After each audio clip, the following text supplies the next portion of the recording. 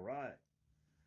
So some people on Instagram was asking about my jigsaw. Now, I needed to cut some around these eyes right here, and as you can see, well, that's not going to work very good.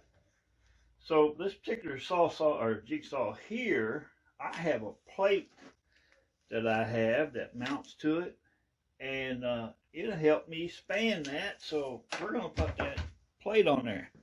So every time I need something special, I've never been afraid to modify a tool on this old Ryobi Jigsaw. They're fairly inexpensive, but I made this plate up to stick on here whenever I need it to span something large. And this is really easy to do. All you do is take the old plate off because you don't need it anyway.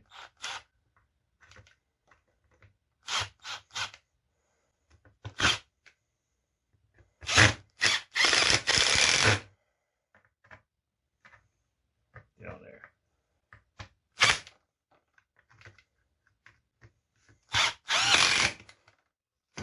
So now you have something that you can really span a large hole with. Now I'll have no problem at all spanning this large hole, cutting any part of it out I want.